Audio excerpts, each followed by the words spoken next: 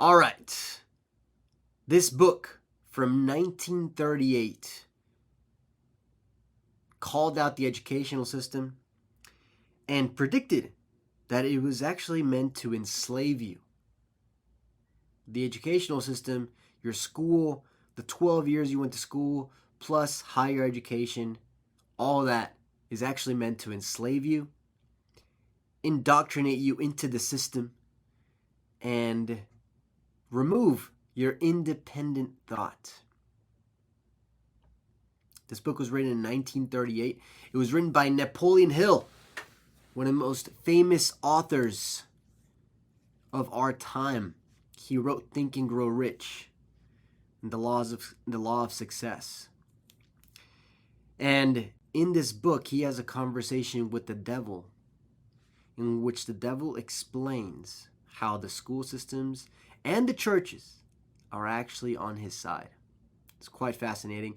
And so we're going to get into it here. And so the problem that we're really tackling today is the educational system indoctrinating people into the matrix? Is that what's actually happening? And look, I have my own opinions about the educational system. I was in the educational system. I went to high school, went to public school. I also got an engineering degree. So I definitely know the effects it's had on my mindset and the improvements, the responsibility that I have to take upon myself to actually fix these things. So, but I want to look at cold, hard data. That's what we're looking at, right?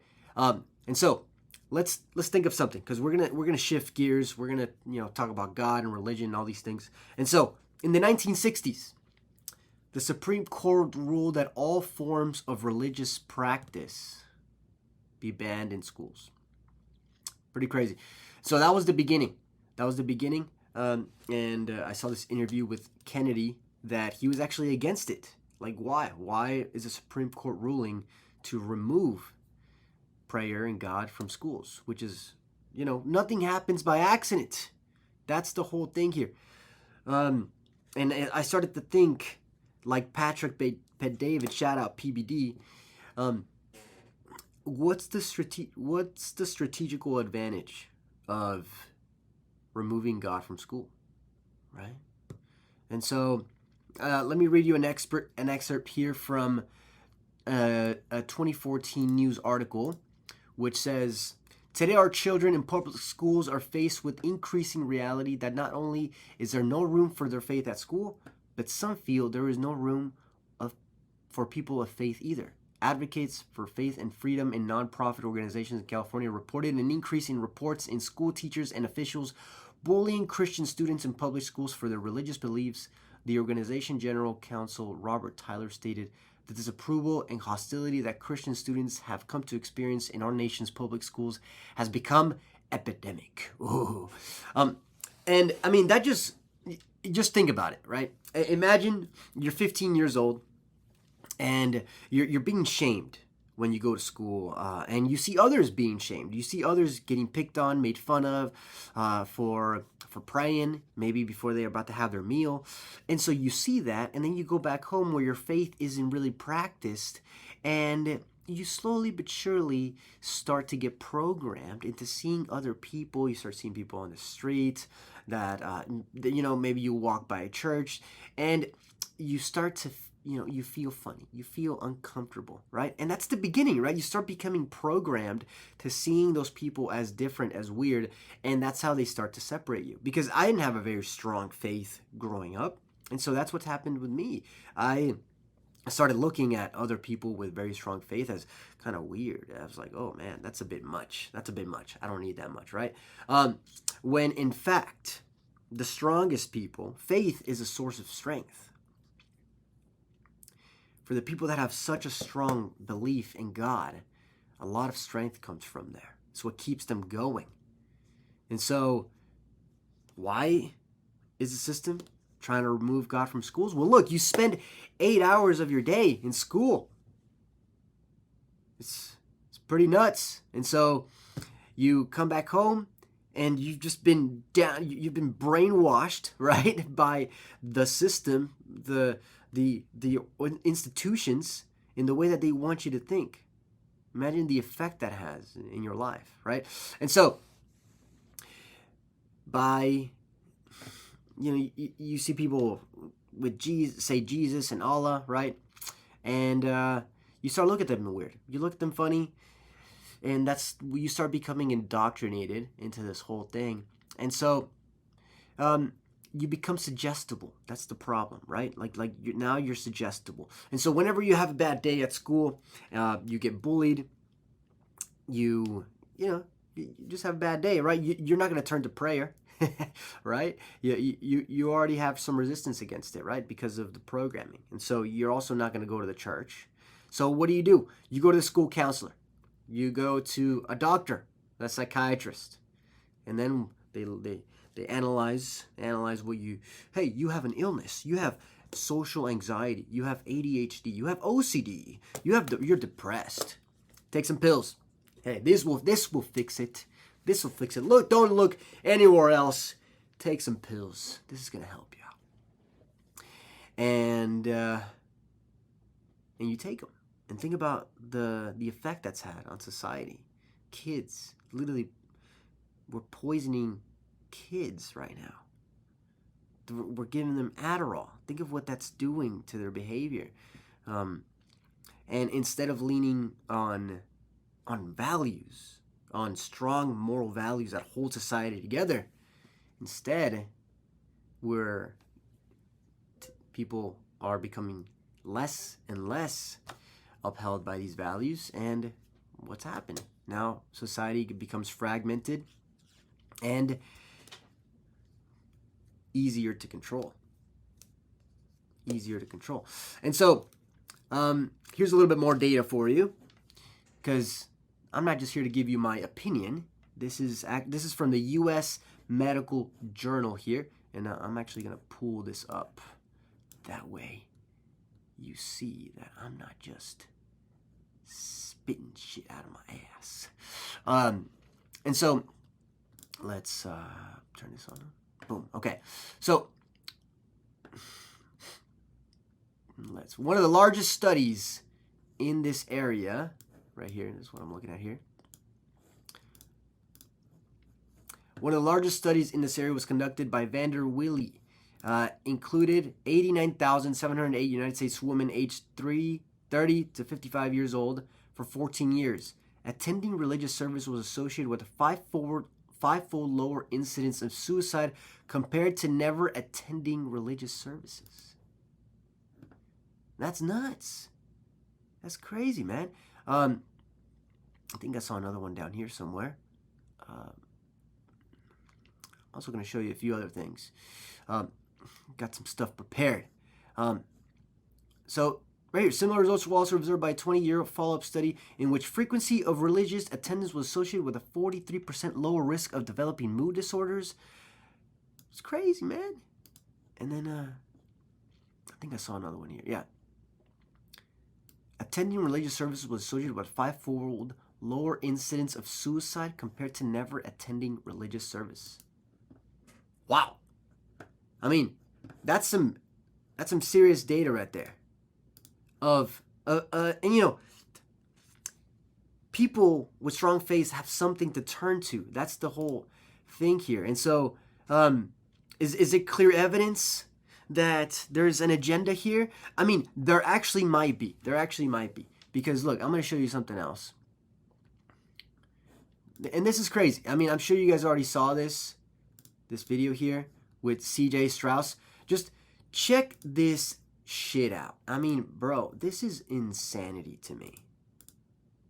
In your first NFL season and a record-setting performance for you, what does this moment mean?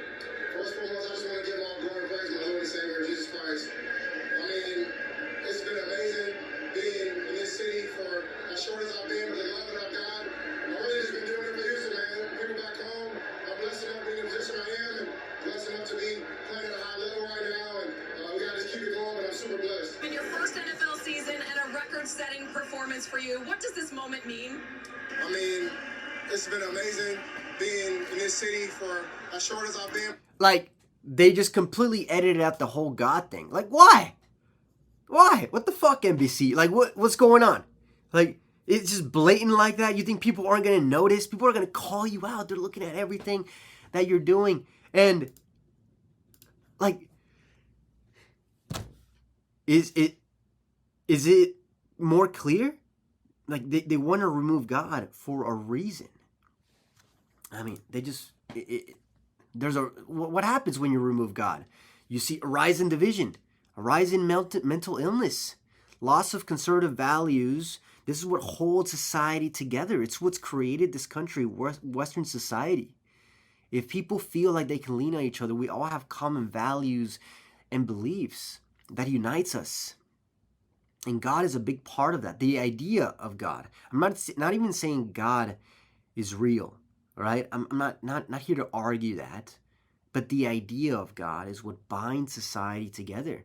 It's what allows society to function efficiently. And so, it's interesting. You have atheists that say, I don't believe in God. Oh, yeah, but you reap the benefits of the idea of society as a whole believing in a God, right? Because that's how society functions. Imagine if no God was ever believed in from the beginning of time.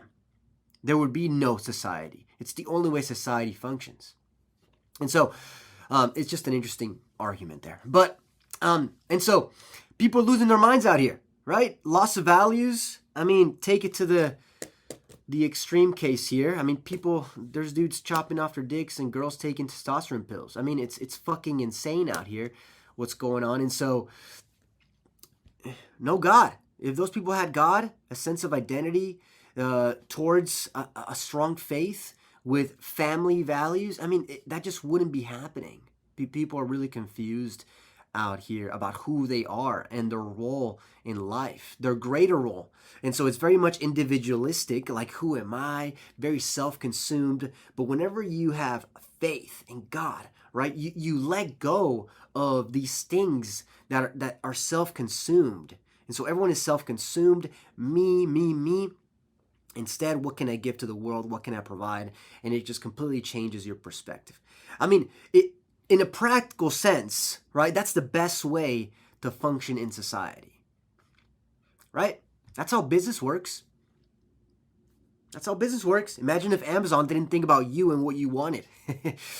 Faster shipping times, right? The best products with the best reviews go to the top. I mean, it's thinking about how to give you the best experience possible. Right? So, now, from outwitting the devil, the definition of faith. This is what the devil said about faith here.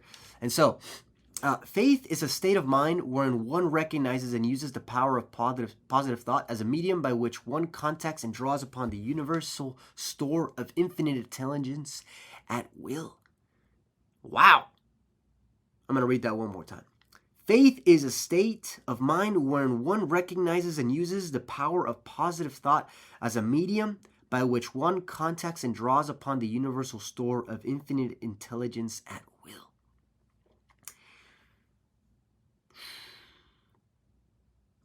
Draws upon the universal store of intelligence.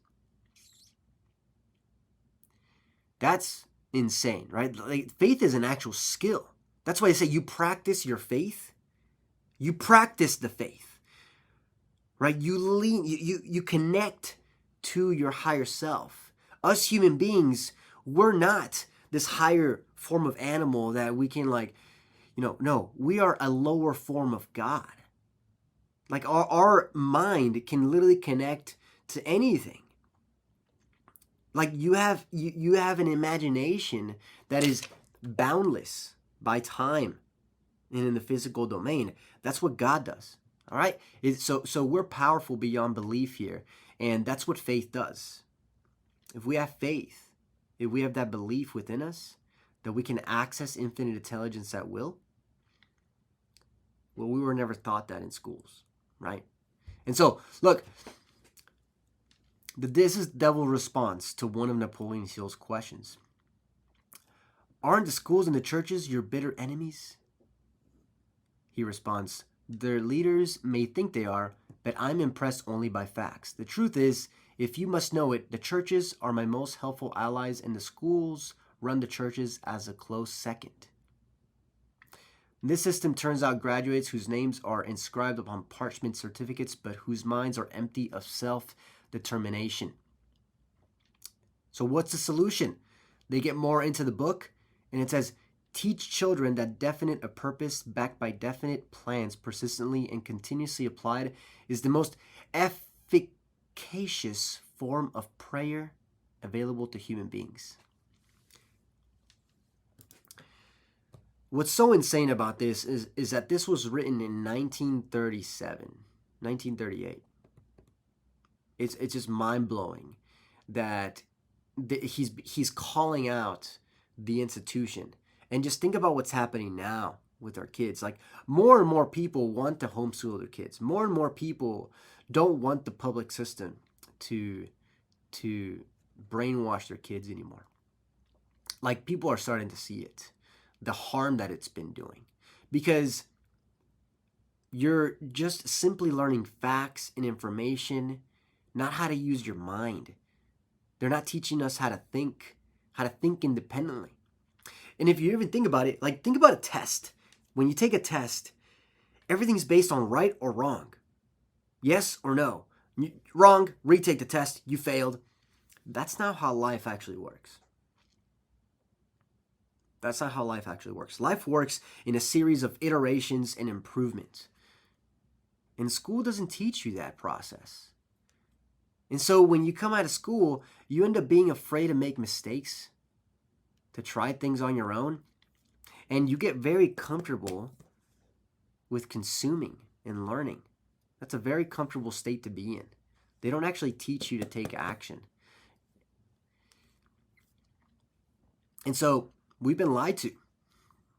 We've been lied to. And so now, does this prove that there's an agenda here, a mass conspiracy?